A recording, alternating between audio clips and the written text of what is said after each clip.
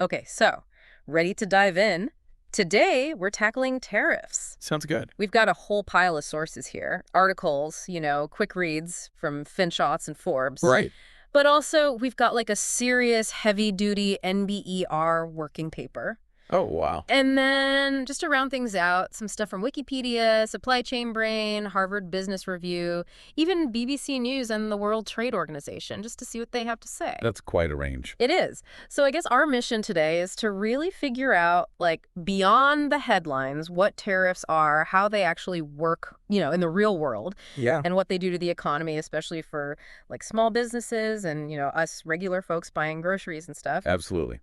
It's easy to get lost in the jargon, so let's break it down. Exactly. At its core, a tariff is simply a tax, Okay. but not just any tax. It's a tax specifically levied on goods coming from another country. Imports. Exactly, imports. And this tax is usually calculated as a percentage of the value of the goods. Okay, so, like, one of the articles had this really good example. Imagine, like, you've got this widget Okay. made in China, costs $10. Right.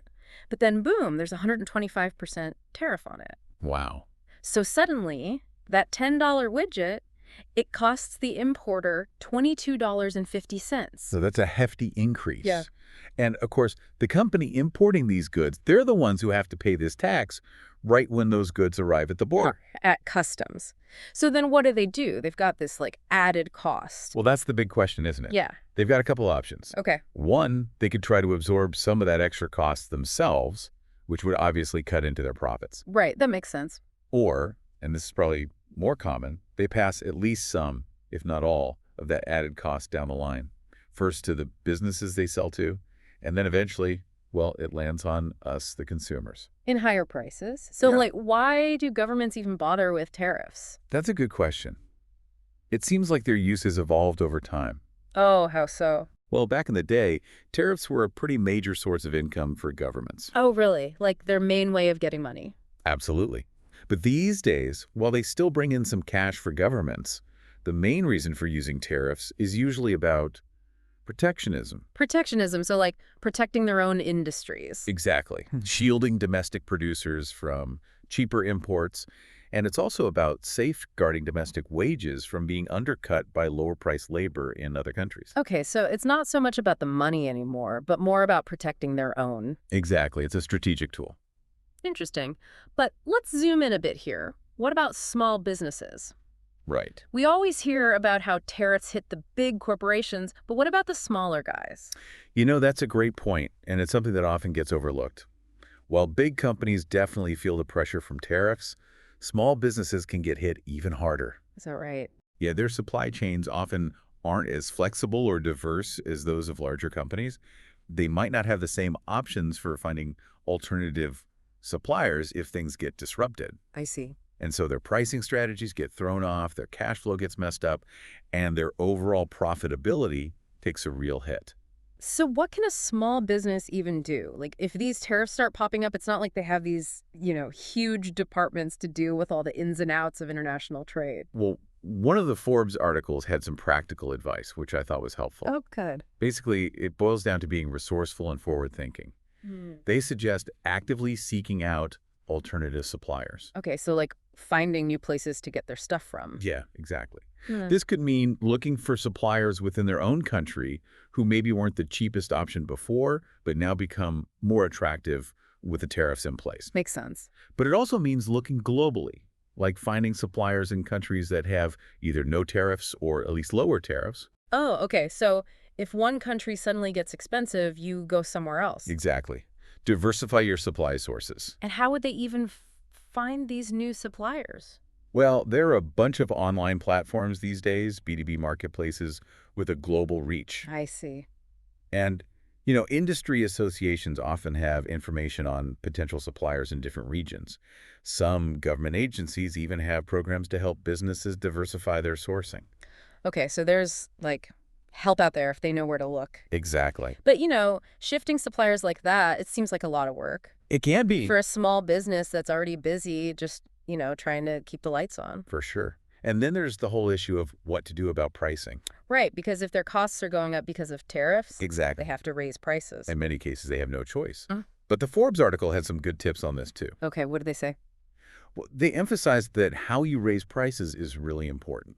Like, instead of a sudden big price hike, which can scare customers away, they recommend gradual, transparent adjustments. I see, like easing people into it. Exactly. And it helps if you can link those price increases to something that adds value for the customer. Like what? Maybe you enhance your customer service or introduce a loyalty program, something that helps justify the slightly higher cost. So they feel like they're getting something extra for their money. Right. And above all, they said you've got to communicate clearly with your customers. Oh, that's important. Yeah. Explain why the prices are going up. Yeah. Be upfront about the impact of these tariffs. No one likes hidden price increases. Exactly. So be honest and open about the challenges you're facing and how you're working to maintain quality and good service. It seems like building that trust is key. Absolutely. Now, what about keeping an eye on the competition? That's crucial too. Like, how does that play into all of this? Well, if everybody in your industry is getting hit by the same tariff-related cost increases, customers might be more understanding about price adjustments across the board. Right, because it's not just one business doing it. Exactly. But this can also create opportunities. Oh, how so? If some businesses are less affected by the tariffs, maybe they have lower costs or found alternative suppliers, Right. they might be able to gain a competitive advantage. Why keeping their prices lower? Yeah, or at least more stable. Interesting. Now, you mentioned earlier that some businesses might try to just absorb the extra cost themselves. Right. Is that ever like a realistic strategy? Well, the Forbes piece suggested that absorbing some of the initial cost increase could be a good short-term tactic. To kind of cushion the blow for customers. Yeah, but they were pretty clear that blindly passing on 100% of the tariff cost to customers can really hurt demand. People might just decide it's not worth it anymore. Exactly.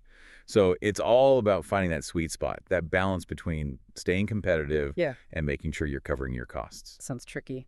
It is. And honestly, a lot of it comes down to experimenting with pricing and seeing how your customers respond. Okay, so kind of feeling your way through it. You could say that. Now let's shift gears for a bit and talk about that NBER working paper you mentioned. Sure. It was looking at Sure. the bigger economic picture, right? Exactly. They analyzed aggregate data from a ton of different countries over a pretty long period of time. And what did they find? Their findings were really interesting. They found that, empirically speaking, increases in tariffs tend to have some pretty negative consequences for the economy. Oh, like what kind of consequences? Well, in the medium term, meaning over a few years, they saw declines in overall economic output and productivity. So not good. Not really. And they also observed increases in unemployment rates Oh, wow. and even a rise in income inequality as measured by the Gini coefficient. The Gini coefficient. It's just a way to measure how evenly income is distributed. A higher number means more inequality. Oh, okay. So it's like the gap between the rich and the poor gets wider.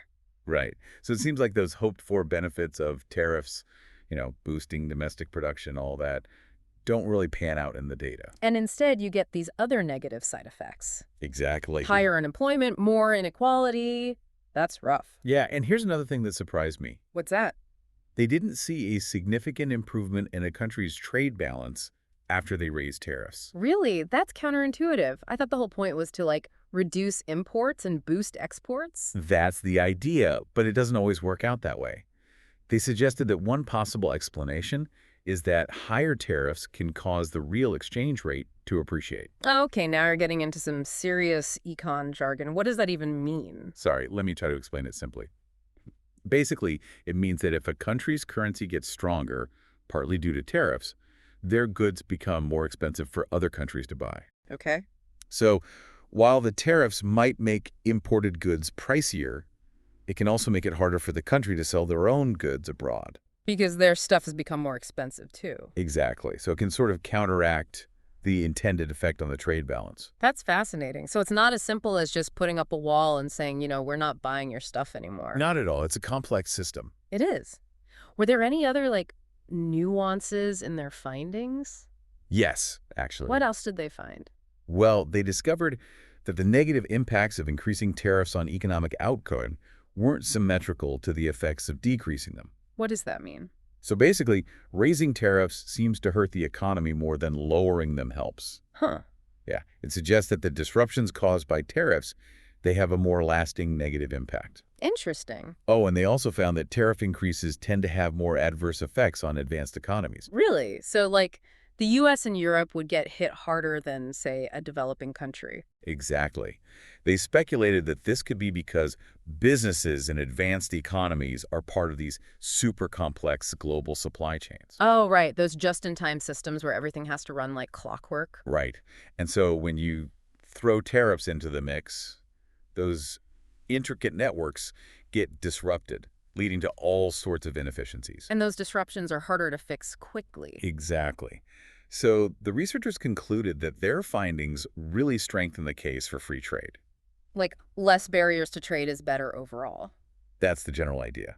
They pointed out that a lot of the support for free trade has been based on theory or studies focusing on specific industries, Right. but their research offers more direct evidence at the macroeconomic level. Looking at whole economies. Exactly. That's pretty compelling. Now, we read in one of the FinShots articles that global trade is going through a bit of a shakeup right now. Right. It mentions something about countries having to choose between, like, protectionism and adapting to this new landscape. It's true. Things are shifting. So where do tariffs fit into all of this? Well, the FinShots article put it really well, I thought. They said it's like throwing a wrench into a complex machine. You don't know what's going to break. Exactly. It's unpredictable.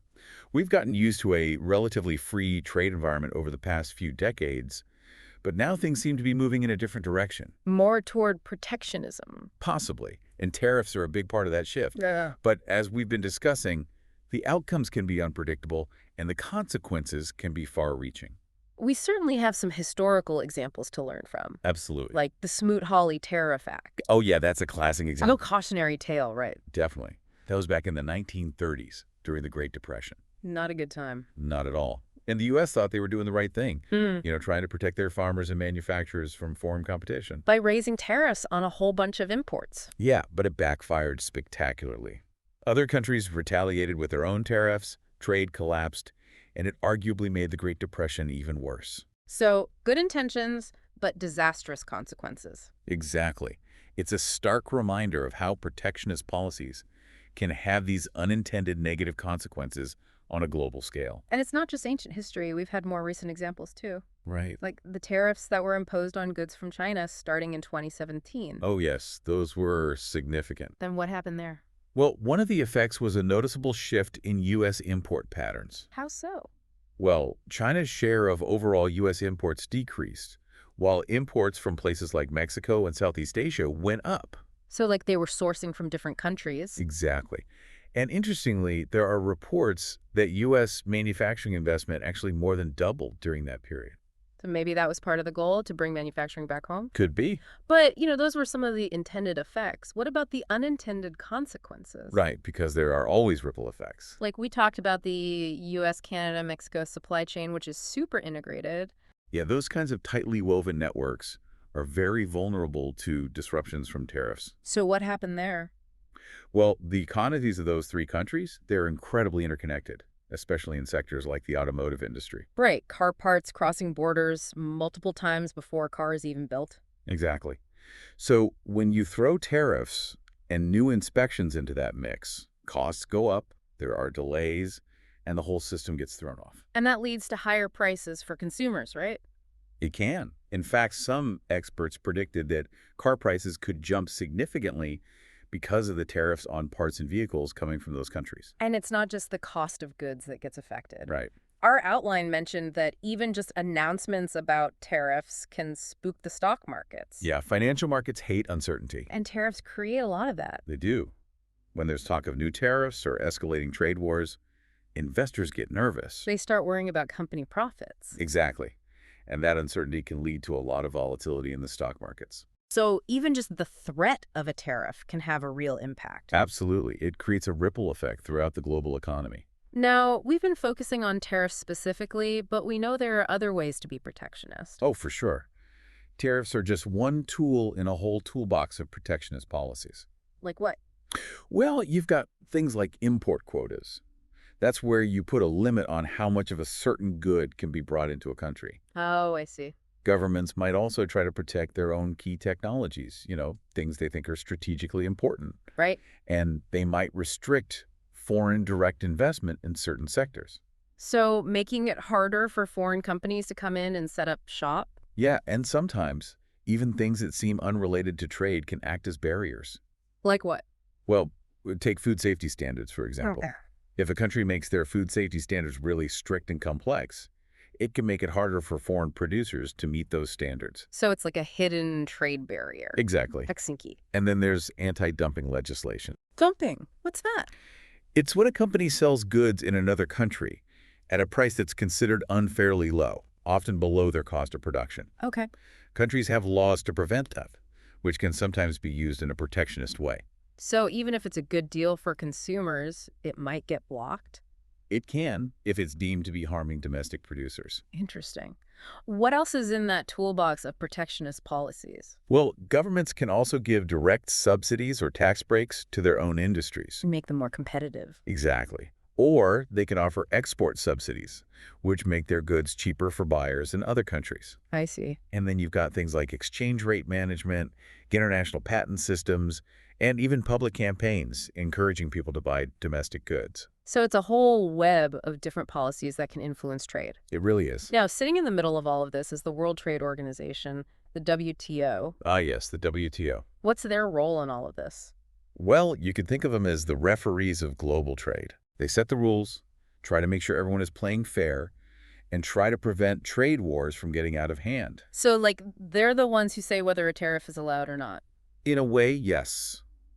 Their main goal is to encourage free trade and reduce barriers to trade. Okay. And they have this dispute settlement system, which is like a court for trade disagreements. So if one country thinks another country is cheating, They can bring a case to the WTO, and the WTO will decide who's right. that makes sense. It's better than just, countries going off and doing their own thing. Exactly. It helps to keep things orderly and predictable. But I read that the WTO has been struggling a bit lately, especially with that Doha round of negotiations. Oh yeah, that was a bit of a stumble. What happened there? Well, the Doha round was launched back in 2001 with these really ambitious goals. Like what? They wanted to further liberalize global trade, reduce tariffs and other barriers even more. Okay. And they especially wanted to help developing countries, particularly in areas like agricultural trade. Makes sense. But it ran into a lot of roadblocks and basically stalled out. So they didn't accomplish what they set out to do. Not really. And because of this gridlock at the global level, Mm-hmm. you see more and more countries making their own bilateral or regional trade deals. Oh, like those free trade agreements we hear about? Exactly. So while the WTO is still there, a lot of the action is happening through these smaller agreements. It's like everyone is making their own side deals. Kind of, yeah. It makes things more complicated. It does. Now let's talk a bit about the arguments for and against protectionism. You hear a lot of passionate opinions on both sides. You do. It's a debate that has been going on for centuries. So let's start with the pro-protectionism side. What are their main points? Well, a lot of the arguments for protectionism come from a nationalist perspective. Like putting their own country first, Right. They want to protect domestic jobs and industries from foreign competition. which makes sense on the surface. It does. And one of their classic arguments is the infant industry argument. What's that? It's the idea that new industries need to be protected until they're strong enough to compete on a global scale. Okay, so like give them a chance to get established before exposing them to the big bad world. Exactly. Yeah. Some people also argue that tariffs can be a good way to raise revenue for the government. Okay, so we're back to the money argument. Right, but it's not usually the main motivation these days. Another point they make is that tariffs can help protect a country's access to important technologies and intellectual property. So, like, preventing other countries from getting their hands on sensitive stuff. Right, it's about maintaining a competitive edge.